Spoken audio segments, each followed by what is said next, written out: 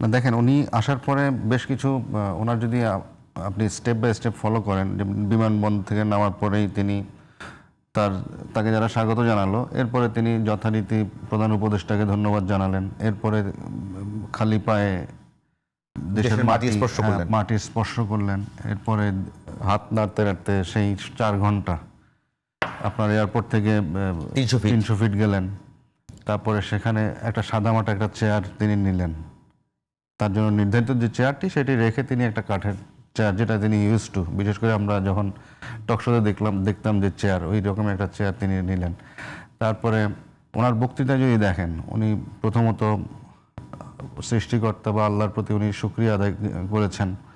তারপরে তিনি step by step যেই সমস্যাগুলো বাংলাদেশের এখন, অল্প কথায় 10 মিনিটের মতোই বক্তৃতা দিয়েছেন। এর মধ্যে তিনি বিশৃঙ্খলার কথাগুলো এনেছেন, শহীদ হাদির কথা এনেছেন, যে তিনি প্রশাসনিক নির্বাচনী ব্যবস্থার প্রতি যে তার যে ইয়ে ছিল সেদিকে যেতে হবে।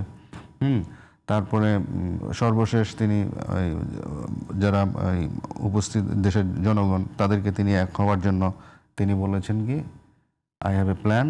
লাস্টে বললেন যে we have a plan for the country. তো তার তো একটা এই যে মানে দীর্ঘ যে প্রবাস জীবন, এই প্রবাস জীবনে তিনি আগের যে তারেক রহমানকে আমরা দেখেছি, সেই 2002 থেকে 7 পর্যন্ত আমরা যে তারেক রহমানকে দেখেছি, তখন আমরা তার সংবাদগুলো বেশ গুরুত্ব সহকারে কভার করতাম। এবং তখনও তিনি কিন্তু যথেষ্ট ধৈর্যশীল ছিলেন। হ্যাঁ, তখন তিনি মূলত অ্যাক্টিভ পলিটিক্সে ওনার যে পদপদবীর যে পলিটিক্স, যেটা সিনিয়র যুগ্ম মহাসচিব তিনি হয়েছিলেন 2002 সালে।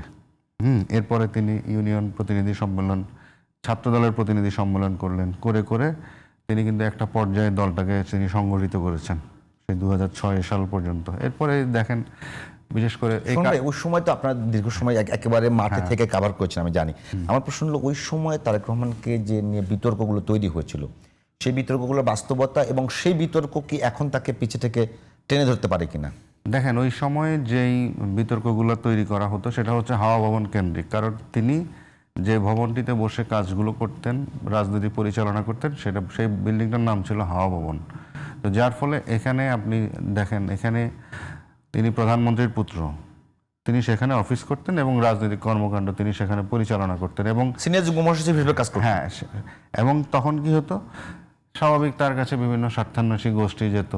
তারা হয়তো কেউ না কেউ বেনিফিশিয়ারি হয়েছেন, এটা আমি অস্বীকার করব না, কেউ না কেউ তো হয়েছেন। কিন্তু আলটিমেটলি সবার বেনিফিটগুলো গিয়ে এই দায়টা চাপত কার উপরে? তারেক রহমান সাহেবের উপরে। মানে যেভাবে মার্কেটিংটা হচ্ছে, ওটা কি এক্সাজারেট মনে করেন কিনা? এটা অবশ্যই এক্সাজারেট। না হলে আপনি দেখেন, উনি তারেক রহমান বাংলাদেশ থেকে গেলেন কত 2008 সালের 11 সেপ্টেম্বর, এবং উনি যাওয়ার পরে ওনার বিরুদ্ধে মোট 84টা মামলা হয়। এর মধ্যে 63টাই কিন্তু মানহানির মামলা। আরগুলো হচ্ছে বিভিন্ন সময় সম্পূরক চার্জশিটের নামে, যেমন 21 আগস্ট গ্রেনেড হামলা সহ আরও কিছু গুরুত্বপূর্ণ মামলা দিয়ে এগুলো করা হয়েছে। এবং তার বিরুদ্ধে কিন্তু একটাও কিন্তু ওইভাবে প্রমাণ পায় না। ইভেন আমি নিজে, আমার মনে আছে, আমি প্রথম যে ওনার বিরুদ্ধে যে চাঁদাবাজির মামলাটা হলো, আমি বলে রাখি, সেটা হচ্ছে আমিন আহমেদ ভূঁইয়া কনস্ট্রাকশনের 1 কোটি টাকার চাঁদাবাজির একটা মামলা। আমি তখন আপনি আমার তখন কলিগ ছিল, আমি কিন্তু 6 মাস আমিন আহমেদ ভূঁইয়ার পিছনে আমি লেগেছিলাম যে আসলে ঘটনাটা কি জানার জন্য। তো 111-এর গভর্নমেন্ট, উনি বলতে ভয়ও পাচ্ছেন, আবার নিরাপত্তাহীনতাও ভুগছেন।